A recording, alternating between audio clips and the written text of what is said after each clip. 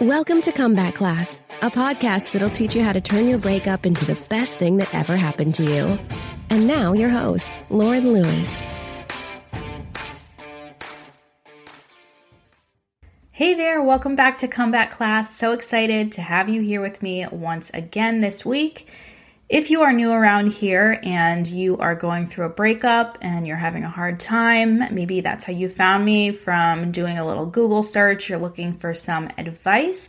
The first thing that I want you to do is to go get my free guide. It's called 7 Things to Do Right After the Breakup.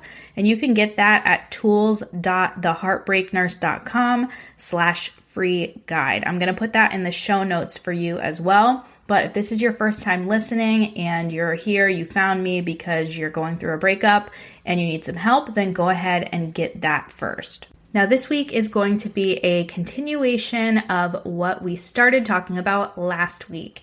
And this is all about personal growth for newbies. If you have heard about personal growth, personal development, maybe you've read a couple self-help books here and there, then you know what I'm talking about. But basically, all personal growth or personal growth journeys start with your mindset. So we talked about last week how there are basically 2 different mindsets that you can have when it comes to looking at yourself and looking at your life. And one of those is a fixed mindset, and one of those is a growth mindset. So a fixed mindset is one that unfortunately a lot of people live in, where they're sort of just complacent and they go throughout their day-to-day just accepting their life for what it is. And like I mentioned last week, that's not necessarily a bad thing, but there is a lot more that you can do. You don't have to just accept things for the way that they are. And sometimes people never actually grow and develop because they are content with just existing. This is the way life is. This is all I know. This is all it's ever going to be. Adopting a growth mindset simply means that you choose to be open to possibilities and potential, and you don't settle for limiting beliefs. Now, a lot of people that live with the fixed mindset are not even aware that they live that way.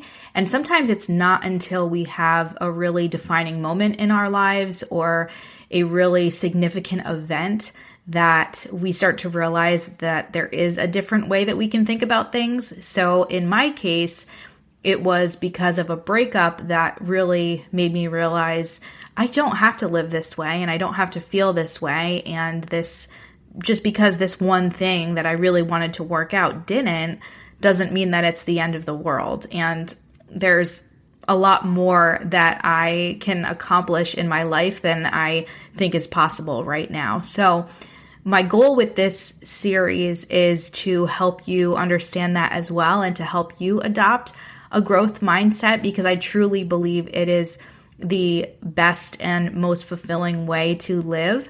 So in step 1, last week, we talked about creating a vision for your life. And the easiest way to do that is by going through the 8 life categories, which I learned from one of the top personal growth leaders out there, and that is Tony Robbins.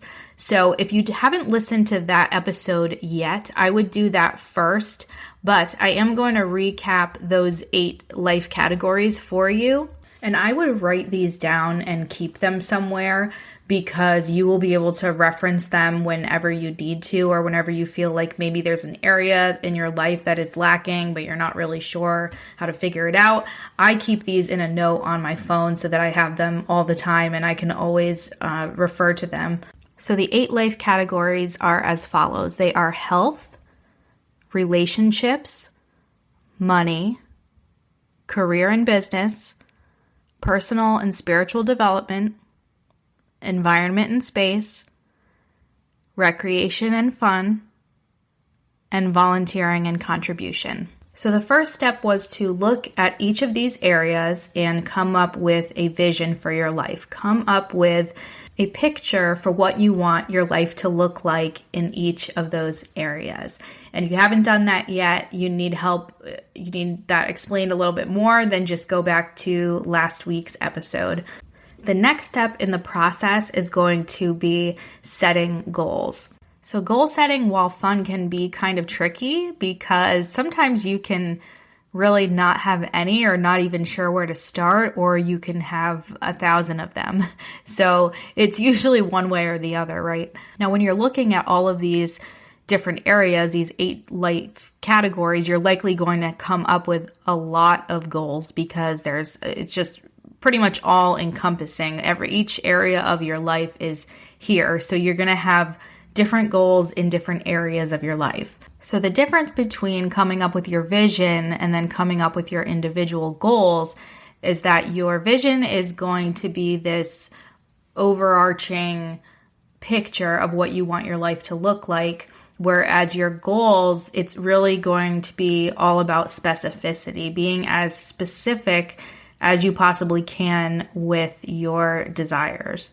So let's just say for money, you put that you want to be wealthy. That is your vision for your life. You see yourself as a wealthy person. You have to be specific about exactly what the term wealthy means to you. How much money is it that you want to make? And this is sort of the easiest example that I could think of, but for each category, you're going to have to be specific about the goals that you have. So if you want to make a lot of money, how much money do you want to make? If you want to get healthy or lose weight, how much weight do you want to lose? What does being healthy look like for you? Initially, it's going to sound very generic. So like, I want to be healthy. I want to be in love. I want to be wealthy. I want to have a career that I enjoy. So the more specific you can be about those individual things, the easier it's going to be for you in the next step, which is going to be actually planning everything out, scheduling time to do all the tasks that you need to do to get to where you want to go. So just try to be as specific as possible. Now, like I said, when you go through this, you're likely going to have a lot of things that you want to accomplish and a lot of things that you want to work on. And that is great, but I'm going to encourage you to work on them one at a time. Now, you may have some smaller goals and some larger goals, and you can, include some of the smaller ones in with whatever else you're doing. But in terms of the big goals, you're really going to want to focus on those one at a time. And I can tell you from experience that that's the best way to do it, because when you are putting a little bit of energy and a little bit of effort into all these different things, it's going to be really hard to see any results. If you go all in on one thing, you are far more likely to make progress and see results and get the ball rolling much, much faster. And I kind of dealt with this over the last year or so, because one of my big goals was to start a business, an online business. And then another goal of mine was to buy a house. And what happened was, when I started to get further into the home buying process and really start looking and planning, and I also moved like 1,000 miles away from where I was living. So I was making these big moves, and it was taking away from being able to build my business, which technically was my number one goal at the time. So now I am getting back into that, and everything worked out fine. But I'm just saying it's much easier to just focus on one thing at a time. I actually just listened to an amazing book all about this. I'm actually listening to it now for the second time, but it's called The One Thing, and it is by Gary Keller of Keller Williams Real Estate and Jay Papasan. Hopefully I'm saying that correctly, but the book is called The One Thing, and it is all about deciding on the one thing that you can do today to move the needle forward in terms of your goals. So it's really, really awesome. I really love this book. I will link that in the show notes for you as well if you want to check that out. Now, one thing I hear a lot of people suggest is to also make a deadline for your goals. I make sort of generic deadlines, but I don't make any like hard and fast rules like this needs to be done by this time, because then I will just be putting a ton of pressure on myself and get anxiety about it, and I won't hold myself accountable most of the time, right? But it's entirely up to you. But in terms of deadlines, one way you could look at it, let's say you decide that you want to make $1 million in 5 years. Okay, well, before you make $1 million, you're going to have to make $500,000. And before you make $500,000, you're going to have to make 100,000, and so on and so forth. So you can kind of break it down that way. Or another example would be, let's say you decide that you want to run a marathon. Okay, cool. You want to run a marathon. Before you do that, you're going to have to run a half a marathon. Before you do that, you're going to have to be able to run a 10K. Before you do that, you're going to have to be able to run a 5K. And so it just breaks down like that. You're breaking things down into smaller, more manageable steps, which will make it easier for you and will make it less daunting when you look at this ginormous goal that you have. If you break it down piece by piece, then you realize it is, in fact, doable. There is some statistic out there that says people who write their goals down are more likely to achieve them. And I don't remember what the percentage is or where I even heard this from. It was probably from that book. But I highly suggest writing down what your goals are. And then whatever your main focus is, your main goal, you want to keep that at the forefront of your mind. So if you want to write notes to yourself, keep a vision board, whatever it is that you need to do. I will sometimes write my goal on a Post-it note and just stick it on my bathroom mirror so that I look at it every single day when I get up to brush my teeth. Every time I go in there, it's there, I see it, and I remember it. And then I think to myself, okay, what's the one thing that I can do today to move the needle forward so that I can achieve this? Another thing you might want to do is to track your progress on a calendar, or you can create a cool little tracker in a notebook somewhere, whatever you want to do. But I think that is really beneficial if you're somebody who really needs that little oomph, that little reminder that lets you know that you are getting somewhere, you are accomplishing something, even if you're just taking the smallest little step. Doing one small thing every day adds up, and it's so much better. It's so much easier to accomplish things when you take the marathon route as opposed to the sprint. If you try to do all the things every day, one after the other, day after day, you're going to burn out like fast. So it's much easier just to do a little bit at a time, a little bit every single day. Now, depending on how big your goals are or how maybe complicated they are, you are going to want to give up. I have wanted to give up many, many times. And if your goal is truly big enough, then you'll probably cry like a lot. And I don't say that to scare you, but things that are worth doing, things that are really meaningful, it's going to be a challenge. There's nothing worth having that truly comes easily.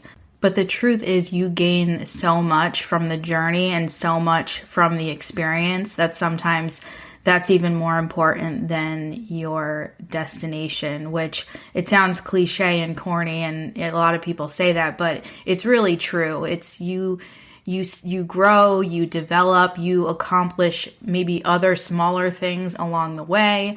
So just remember that it's a process. You will get there, but just try to relax and enjoy that process. Sometimes I look back at when I thought, I want to start a business. I'm going to start an online business. And I literally had no idea how to do anything. Even when I wanted to start this podcast, I had listened to podcasts, but I was like, I don't know how to make one. Like, I need to get a microphone? Like, what kind of programs do I need to use? How do I record? How do I schedule it? What kind of platform do I need to put it at? Like, I had zero clue. But the amazing thing is we have this beautiful thing called the internet. And I'm not trying to be facetious, but it's like we forget that we have all these resources available to us. So I think back at that time when I literally knew nothing about podcasting, about how to start an online business. And then I look at where I am now and how much I've learned and how much I've grown. And of course, there were struggles along the way trying to figure a lot of these things out, all the technical things. And it would get aggravating, and it does happen. But when I look at where I am now compared to where I was a year or two ago, I'm like, holy crap, like I really did a lot of stuff. And so then I think about like 6 months, a year, 2, 3, 4, 5 years from now, who knows what could happen. I'm really excited, and I'm really looking forward to continuing to grow. And, as aggravating as some of those experiences were along the way, it taught me so much. And you want to make sure that you're also celebrating the small successes or the tiny victories along the way, along your journey, and that will help keep you motivated. So if you're like me and you're one of these people that you have a lot of things that you want to do, you have a lot of goals and a lot of ambitions, and you just can't pick one thing, there's just too much. I want you to know that a lot of these things overlap. So while you are growing and building towards one specific goal, one specific destination, you're likely going to see results in other areas as well, in other life categories. For example, one of my goals has been to develop a stronger relationship with God and with my faith. I am a Christian, and my faith is something that's important to me, but I hadn't really had that relationship with God in the way that I wanted to. So I joined a church when I moved. So that has helped me really grow in my personal and my spiritual development. But then I've also started making friends at church. So I'm building relationships. I started volunteering with them. So that's contributing to the volunteering and contribution. I'm volunteering my time, and that time is really meaningful for me, that time that I get to spend every week. So they do overlap. You will see results in different areas, even when you think you may just be focused on one. So the first step is going to be, again, creating that overall vision, using the 8 life categories as a guide. And then you want to create goals that are specific. Figure out exactly what it is that you want to achieve. Try to be as clear and concise as possible. You can choose to set deadlines if you want to, if that's helpful for you, if that's what helps you stay focused and motivated. But either way, you're going to want to break down your goal into smaller, more manageable steps. Writing down your goals is super helpful, probably more than you would think. Like I said, write them down on Post-its, post them places that you go to every day, places that you look at every day, your bathroom mirror, your car, your desk, whatever it is, just your refrigerator. Just make sure that it's places that you go to often, that you're going to be able to see it often. You can track your progress, whether that be on a calendar and just checking off every single day that you take another step or finish another task. In regards to your goals, you can journal daily, weekly, whatever, just so that you can, again, it'll help you stay motivated and maybe make any necessary adjustments that need to be made. And then you also want to celebrate your successes along the way. And remember that this is a journey and you will get to where you want to go, but the journey is still a really important part and it's still a really fulfilling part. The next step and the next part in this series is going to be all about creating a plan. You're going to be creating a plan of action for actually achieving these goals, because you need to determine what the steps are that you need to take, what resources that you might need, and then how much time you're going to need to complete each of these steps. And you're going to want to schedule out time so that you are making sure that you are staying focused on your goals every single day, that you are doing what you can to make the most out of every day, even if you're only working towards your goal for 5 or 10 minutes. So that is what we're going to get into next week. I really hope that this week's episode, this lesson, if you will, on goal setting was helpful for you. If it was, let me know. Let me know what your goals are, what you have figured out from listening to this. You can shoot me a direct message on Instagram at The Heartbreak Nurse. You can email me, hello@theheartbreaknurse.com. If you have a question about this or about anything else related to personal growth or breakups or relationships, anything like that, send me an email, hello@theheartbreaknurse.com. If you're enjoying the show, if you are getting something valuable from this, then go ahead and leave me a rating or a review, or go ahead and share this with a friend. Share this episode with somebody that you think would find this information helpful. This community is really growing, and I can't tell you how appreciative I am to have you here with me as a listener, to be able to talk to you, and for me to know how much this information has helped you. It really means a lot to me, and it's really what keeps me going. So thank you so much for being here. And with that, I will see you next week in part 3 of our Personal Growth for Newbies series. I will see you then. Are you ready and determined to make this next season of your life the best season of your life? I believe that any person who is willing to invest in their personal growth has the ability to accomplish anything. And I want to give you the tools to make that happen. That's why I created Heartbreak Hero. It's my premier program designed to help high-value people just like you heal from their breakup, discover who they truly are, and find their ideal partner. Visit theheartbreaknurse.com to sign up now and get ready to make your comeback.